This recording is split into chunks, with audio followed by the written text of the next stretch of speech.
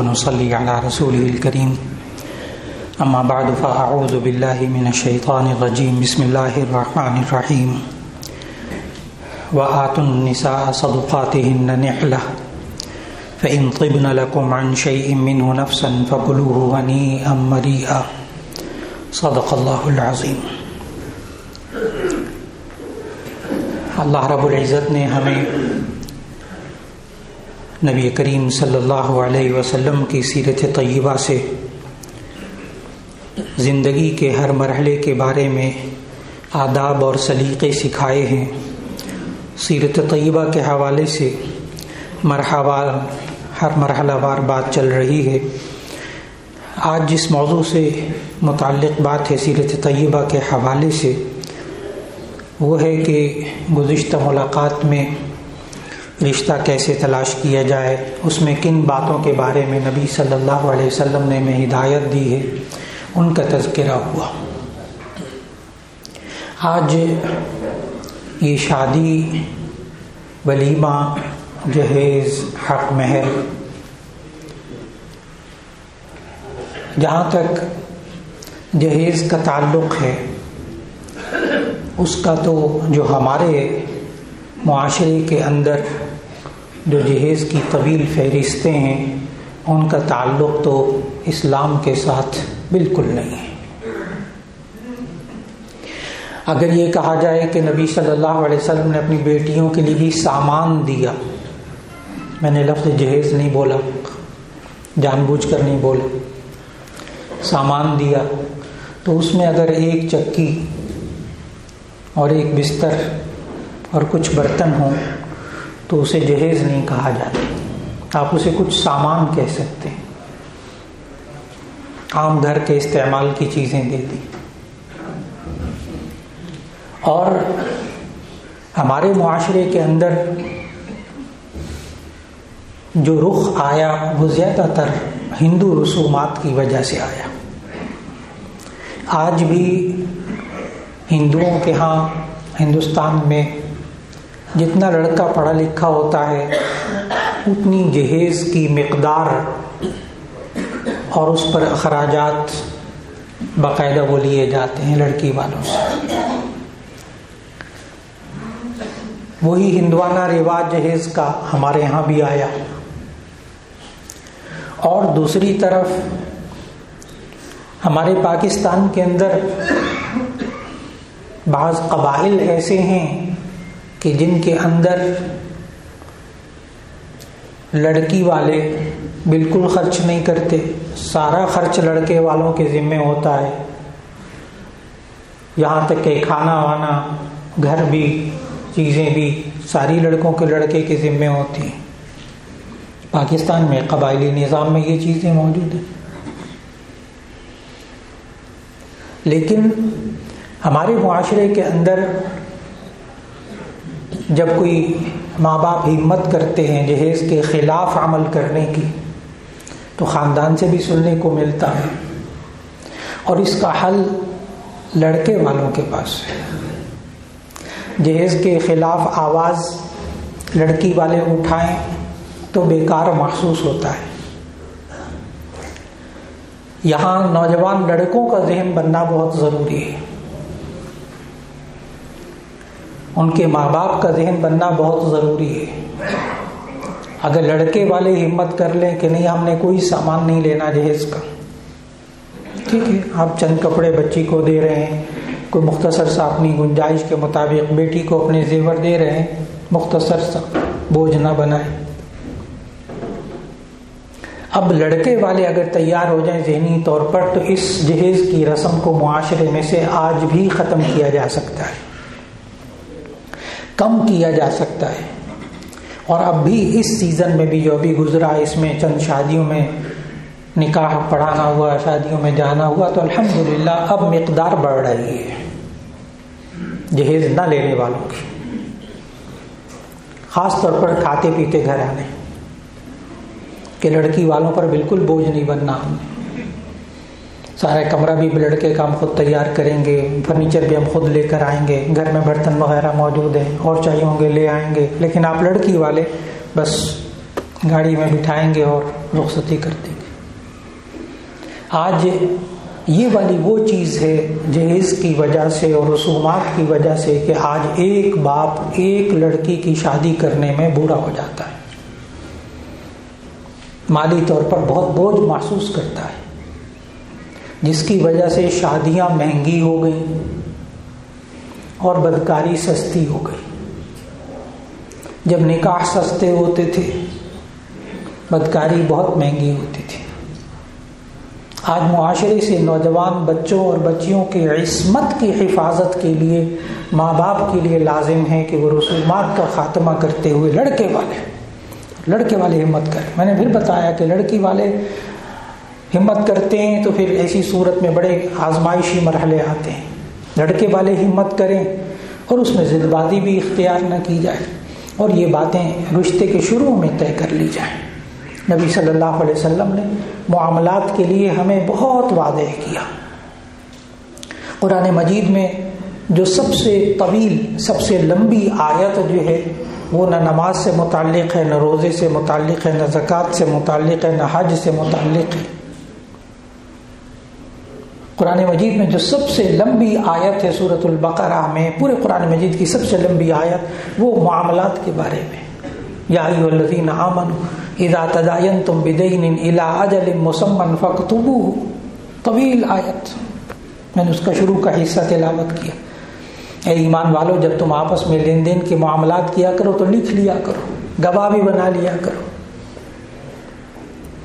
اور ہمارے یہاں معاملات کے سلسلے میں کیا ہوتا ہے کہ جناب آپس میں رسومات بھی کریں گے، مہندی کے اوپر پتہ نہیں کتنے خرچ، تو مہندیاں بھی عجیب و غریب قسم کی ہو گئی اور کتنے دن پہلے سے تقریبات شروع ہو جاتی ہیں، اس پر جو اخراجات ہوتے ہیں وہ الگ ہوتے ہیں۔ اور جناب باریک باریک کپڑوں کے اندر، چیزوں کے اندر، جوتوں کے اندر، گھر کی آرائش میں بڑی محنت کی جاتی ہے، وقت صرف کیا جاتا ہے، پیسہ لگایا جاتا ہے، اور جہاں لکھت پڑھت کا معاملہ آتا ہے یعنی نکاح فارم، اس کو آخر وقت تک پر نہیں کرتے، آخر وقت تک پر نہیں، حالانکہ اس میں ہے معاملات کی باتیں، کتنا حق مہر ہوگا۔ افسوس تو اس وقت ہوتا ہے لاکھوں روپیہ خرچ کریں گے، لیکن جب وہ حق مہر والا کھانا ہوتا ہے وہ نکاح کے وقت مولانا صاحب سے پوچھ کے کریں گے کہ مولانا صاحب اس کا حق مہر کتنا رکھنا ہے۔ تو جب وہ کہا جائے، کیونکہ یہ لڑکے نے دینا ہے نا، ہمارے معاشرے کا رویہ کیا ہوتا ہے کہ جب وہ حق مہر کے بارے میں پوچھتے ہیں، ہاں جی لڑکے والوں سے جی حق مہر کیا ہوگا، مشورہ ہوتا ہے، تو کہنے لگے جی حق مہر شرعی، تو کتنا خوبصورت لفظ ہے حق مہر شرعی۔ آگے بولتے ہیں 32 روپے، انا للہ و انا الیہ راجعون۔ یہ میں ان گھرانوں کی بات کر رہا ہوں جو کئی لاکھ روپیہ صرف مہندی پر اور آرائش پر اور کپڑوں پر خرچ کرتے ہیں۔ حق مہر شرعی، لڑکی کا حق دینا ہے نا، 32 روپے۔ اور جب سے منگنی ہوتی ہے، منگنی کی رسومات الگ، منگنی سے لے کر شادی تک لڑکے والوں کو شریعت یاد نہیں آتی، کیونکہ لڑکی سے لینا ہوتا ہے۔ منگنی سے لے کر شادی تک شریعت کا نام نہیں لیتے لڑکے والے، لیکن جب وہ لڑکی کا حق دینے کی باری آتی، حق مہر کی مالک لڑکی ہوتی ہے، اس کو دینا ہوتا ہے۔ جب لڑکی کو حق دینے کی باری آئی تو شرعی، اور وہ بھی 32 روپے۔ 32 روپے کی حقیقت بھی بتا دوں کہ اصل بات یہ ہوتی ہے کہ نبی صلی اللہ علیہ وسلم نے ارشاد فرمایا، حضرت جابر رضی اللہ تعالیٰ عنہ کی اور حضرت عبداللہ بن مسعود رضی اللہ تعالیٰ عنہ کی روایت موجود مستند کتابوں میں کہ لا مہر لاقل من 10 دراہم، کہ 10 درہم سے کم حق مہر نہیں ہوتا، اور 1 درہم ہوتا ہے 3 گرام 62 ملی گرام چاندی کا۔ 1 درہم ہوا کرتا تھا 3 گرام 62 ملی گرام چاندی کا۔ تو جب آپ بزرگوں کے زمانے میں وہ جو 1 روپیہ ہوتا تھا اوپر چاندی کا پانی پھرا ہوتا تھا، تو واقعی اس وقت 10 درہم کے بنیں گے 30 گرام 620 ملی گرام چاندی۔ 10 درہم کے بنیں گے 30 گرام 620 ملی گرام چاندی۔ تو آج کل جو چاندی کا 10 گرام چاندی ہے وہ تقریباً آج کل 1900 روپیہ 1500 روپیہ، بس اس کے درمیان چل رہی ہے۔ تو اگر 30 گرام چاندی بھی لگا لیں تو یہ 30,000 روپے بنتے ہیں سیدھے سیدھے، 3,000 روپیہ. تو اس دور میں 32 روپے ہوتے تھے 10 درہم کے، لیکن اب 3,000 سے زیادہ بنتے ہیں، 3,500 روپے بنتے ہیں 10 درہم کے کم از کم. یہ تو کم از کم بتایا. اور نبی صلی اللہ علیہ وسلم نے جب اپنی بیٹیوں کا حق مہر رکھا اور اپنی ازواج مطہرات کا حق مہر رکھا تو وہ بخاری شریف، ترمذی شریف، صحاح ستہ کی روایات کے مطابق وہ 480 درہم سے کم نہیں تھا. کم از کم جو حق مہر ادا کیا نبی صلی اللہ علیہ وسلم نے وہ 480 درہم. تو ایک درہم جو ہے وہ جب آپ اور حضرت فاطمہ رضی اللہ تعالیٰ عنہ ان کا حق مہر نبی صلی اللہ علیہ وسلم نے 500 درہم رکھا، تو 480 درہم اور 500 درہم قریب قریب ہو گیا، 20 درہم کا فرق. تو آپ 500 درہم کا ذرا حساب لگائیے گا. ایک درہم 3 گرام 62 ملی گرام چاندی، اور 500 درہم بنیں گے 1 کلو 531 گرام چاندی. 1 کلو 531 گرام چاندی، 1.5 کلو چاندی. اب آج کل جو ہے وہ چاندی کا جو ریٹ میں نے بتایا اس حساب سے لگایا جائے تو آج کل 1,30,000 روپیہ بنتا ہے 500 درہم کا. اب میں آپ کو اس طرف لا رہا ہوں کہ نبی صلی اللہ علیہ وسلم نے اپنی بیٹیوں کا حق مہر اور اپنی بیویوں کا حق مہر کیا ادا کیا. بیان تو 10 درہم کیا تاکہ غریب بھی حق مہر ادا کر دے، اور جو اپنی بیٹیوں کا حق مہر ادا کیا وہ 500 درہم، 480 درہم جو کہ 1.5 کلو چاندی. اگر وہ پرانے دور کے آپ تولے نکالیں تو یہ 131 تولے 3 ماشے بنتا ہے. 131 تولے 3 ماشے 500 درہم چاندی، جس کے آج کل بنتے ہیں 1,30,000 کے قریب آج کے ریٹ کے حساب سے چاندی کے. تو یہ مہر فاطمی، یہ مہر فاطمی، اس کو بھی شرعی نہیں کہیں گے کہ شریعت نے پابندی لگائی ہے اتنا دو، نہ. کم از کم کتنا؟ 10 درہم، 30 گرام 620 ملی گرام چاندی، 30 گرام چاندی 31 گرام چاندی لگا لیں. ریٹ اخبار میں پڑھ لیں، آپ کو معلوم ہو جائے گا کم از کم حق مہر کتنا نبی صلی اللہ علیہ وسلم نے بتایا. بیٹیوں کا کتنا ادا کیا وہ ذہن میں آپ نے رکھا. اور زیادہ حق مہر رکھنے سے منع نہیں کیا، کسی حدیث میں منع نہیں کیا. اور سب سے زیادہ حق مہر حضرت ام حبیبہ رضی اللہ تعالی عنہا کا حق ادا ہوا. ابو سفیان کی بیٹی، سردار، ان کی بیٹی ابو سفیان کے سخت اسلام بھی نہیں لائے تھے جب شادی ہوئی ام حبیبہ سے نبی صلی اللہ علیہ وسلم کی. اور چونکہ وہ سردار کی بیٹی تھی اس کا حق مہر زیادہ رکھنا پڑا. جامع ترمذی کی حدیث کے مطابق 4,000 درہم، 4,000 درہم. چاندی کا وزن بتا دوں تو بس وہی سن لیجئے، وہی کافی ہے. 12 کلو چاندی، 12 کلو چاندی 4,000 درہم. لیکن نبی صلی اللہ علیہ وسلم کے پاس تو اتنے پیسے نہیں ہوتے تھے. یہ حق مہر نجاشی نے ادا کیا تھا، حبشے کا بادشاہ، کیونکہ دوسری طرف خاندان بڑا تھا. ہمیں بتایا اس وقت تک ابو سفیان اسلام نہیں لائے تھے. چنانچہ وہ 4,000 درہم حق مہر ادا کروائے. زیادہ کا منع نہیں کیا. یہ میں سیرت طیبہ کے حوالے سے عرض کر رہا ہوں. اور آیت شروع میں اسی لیے پڑھی تھی، سورہ نساء کی آیت نمبر 4، جہاں اللہ تعالیٰ نے حق مہر کا ذکر کیا. وَآتُوا النِّسَاءَ صَدُقَاتِهِنَّ نِحْلَةً فَإِن طِبْنَ لَكُمْ عَنْ شَيْءٍ مِّنْهُ نَفْسًا فَكُلُوهُ هَنِيئًا مَرِيئًا. تو سورہ نساء کی آیت نمبر 4 میں اللہ تعالیٰ نے حق مہر کا ذکر کیا. وَآتُوا النِّسَاءَ صَدُقَاتِهِنَّ نِحْلَةً، تم عورتوں کو ان کا حق مہر خوش دلی سے دے دو. ٹھیک ہے نا. اللہ تعالیٰ کتنا ماہر نفسیات ہے, خالق ہے نا بندے کا, اس کو پتا ہے. بوجھ سمجھ کر نہ دیا کرو عورت کا حق, خوش دلی سے دیا کر, خوش دلی سے دیا, بوجھ نہ سمجھو حق مہر کو.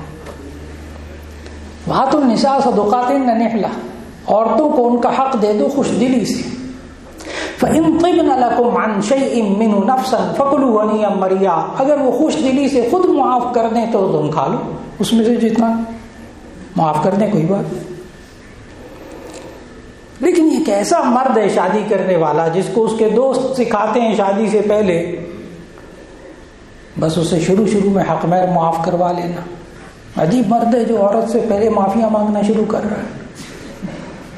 عجیب مرد ہے, آغاز ہی زندگی کا معافی سے. اس وقت شرم میں ہوتی ہے, حجاب ہوتا ہے, اس وقت وہ کہتے ٹھیک ہے مجھے تو آپ ہی چاہیے, آپ زندہ سب کچھ ہے بس. پھر تم نے معاف کر دیا, جی معاف کر دیا. فقہا نے لکھا ہے یہ معاف نہیں ہوتا, یہ معاف نہیں ہوتا. ہاں فقہا نے لکھا کہ جب ان دونوں میں بے تکلفی ہو جائے, شادی کو 6 مہینے سال ہو جائے, پھر کوئی مائی کا لال حق مہر معاف کر کے دکھائے, پھر کوئی مائی کا لال حق مہر معاف کر کے دکھائے, جب آپس میں بے تکلفی ہو جائے. معلوم ہوا وہ جو آغاز میں معاف کروانا ہے اس سے حق مہر معاف نہیں ہوتا. اور حق مہر ایک ایسی چیز ہے, فرض ہے اس آیت کی وجہ سے, کیونکہ امر کا صیغہ ہے نا, امر کا صیغہ ہے, حق مہر ادا کرنا فرض ہے. اس لیے اگر کوئی شخص شوہر مر جائے اور اس نے ابھی تک حق مہر ادا نہ کیا ہو تو اس کی جائیداد تقسیم کرنے سے پہلے حق مہر بیوی کو ادا کروایا جائے گا, بیوہ کو. فرض ہے, وراثت بعد میں تقسیم ہوگی, اتنا ضروری. اور یہاں حق مہر لکھا جاتا ہے یا تو شرعی حق مہر 32 روپے, اور یا ایک اور ہے لکھ دیجیے جتنا لکھنا ہے, 1 لاکھ 2 لاکھ 10 لاکھ جتنا لکھنا ہے لکھنا. ساتھ ہی سمجھاتے بھی ہیں ادا کون سا کرنا ہے, لکھ دیں جتنا لکھنا ہے. اور لڑکی والے کیوں حق مہر زیادہ لکھواتے ہیں؟ تاکہ لڑکی یہ زیادہ حق مہر لڑکے کے پاؤں میں بیڑی بن جائے, زنجیر بن جائے. یہ چھوڑنے سے پہلے سوچے کہ اتنا حق مہر ادا کرنا. اللہ کے بندے, نکاح ہو رہا ہے, مبارک وقت ہے, اس وقت میں چھوڑنے کی باتیں ذہن میں کیوں لاتے ہیں؟ آغاز میں نیت خراب, انما الاعمال بالنیات, اعمال کا دار و مدار نیتوں پر ہے. شروع میں نیتوں کے اندر خرابی ہے تو پھر چھوٹ جائے گا رشتہ. یہ